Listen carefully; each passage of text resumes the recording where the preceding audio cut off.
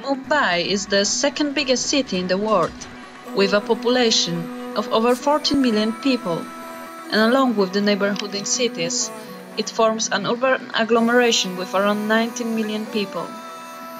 Along with the tropical climate, which guarantees hours of strong sun, comes monsoon season, making Mumbai one of the world's tougher places to live. This city is the entertainment and the commercial center of India, housing businesses such as Bollywood, known as the biggest movie maker industry in the world. In Forbes magazine, Mumbai took 7th place in the top 10 cities for billionaires. But Mumbai is also housing one of the largest slum populations, with some of the worst living conditions imaginable.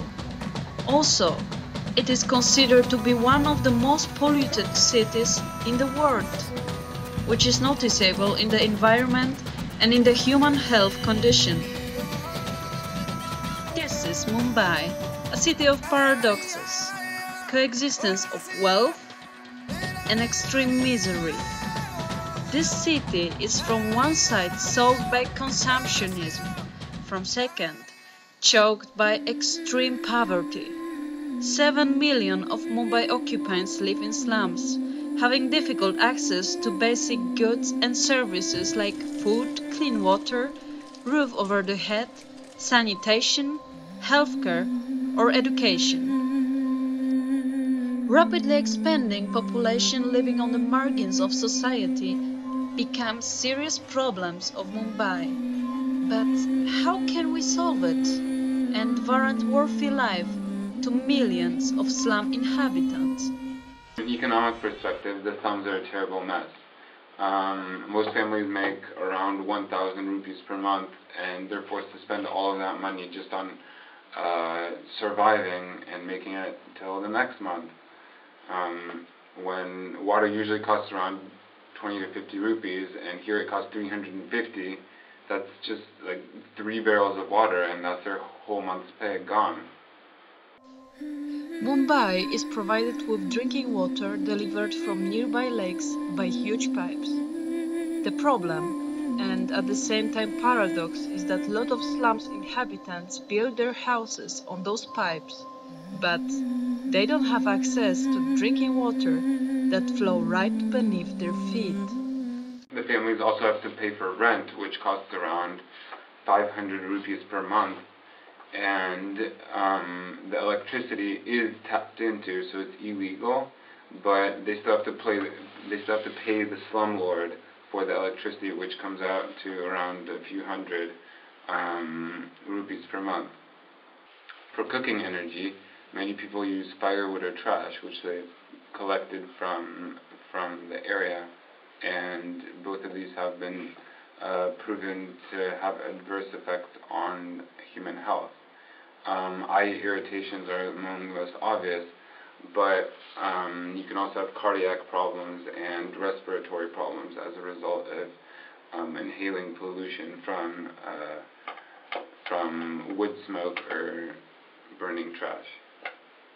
There is actually a sustainable solution which would hopefully solve many of these problems. It's called solar ovens or solar cookers. The difference being solar ovens are much bigger and more expensive, and solar cookers are a much simpler design and cheaper to make, and therefore more accessible to the average slum dweller. The solar oven works by collecting solar energy or solar light and focusing it in one spot. So you have like something that looks like a type of dish or something that collects light and feeds it into the middle, where there's like a black pot which absorbs all the heat and cooks your food. So converting the prices into rupees, the cook it costs around 350 rupees, and solar ovens cost around 11,000 rupees. So the cook it is definitely accessible to everyone in the slums. Using solar energy, which is free, allows you to boil water or pasteurize it, which gets rid of many diseases and bacteria. It reduces the amount of pollution in the air because you're not burning any firewood or trash. My wife cooks using solar energy, and I have to say the food does taste better, and she says it's a great experience. Mumbai is considered to be the seventh dirtiest city in the world. We can really see the consequences of it in human health. For example, like frog deformation. Why they have such high level of pollution? One of the main reasons is transportation in Mumbai. And basically, it comes from old taxis. So I figure out that the good solution for this problem, it will be like creating a law restriction. This restriction will forbid use of old cars that are unfriendly to the environment. Good solution is like to make Mumbai more green. We can get rid of a huge amount of carbon dioxide. Another problem in Mumbai is poor sanitation and hygiene. Not many knows about it, that more children were killed because of diarrhea in the past 10 years and during the Second World War. In Norway, they have bathrooms around or biomethane that is made from human waste. So I think it's a good connection in buildings like toilets in slums, and connected this with transportation. Mumbai is a fast-growing city with an estimated 4 million inhabitants. High levels of PM and nitro oxygen is polluting the air quality.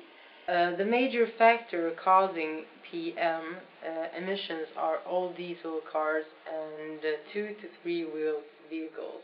These PM emissions are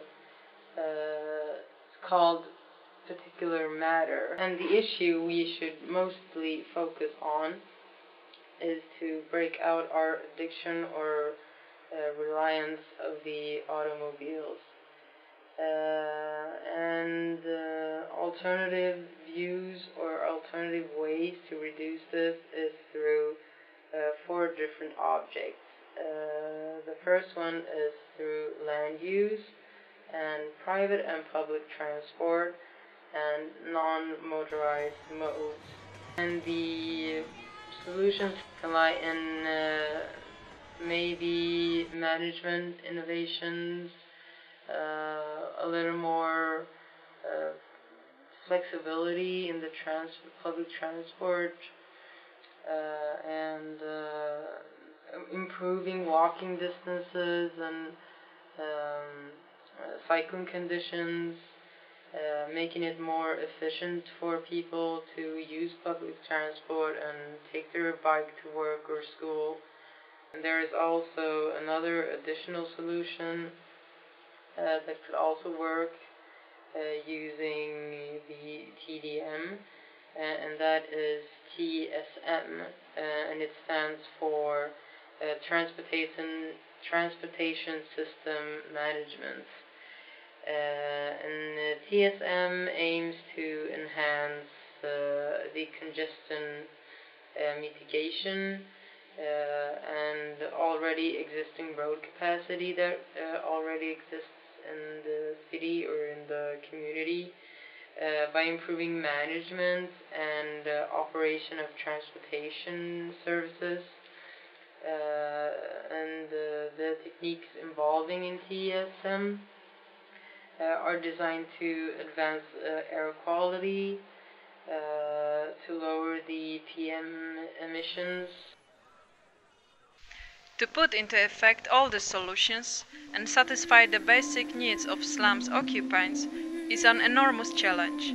People can no longer ignore citizens' problems.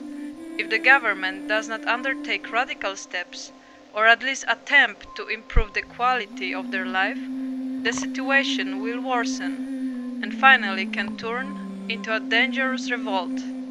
Irrespective of the fact we live in a $1 million villa or if we come from the crowded streets of the slums, we are all human beings, and at least because of this, we are worthy of a good life. For Simus, Anita Wojtala.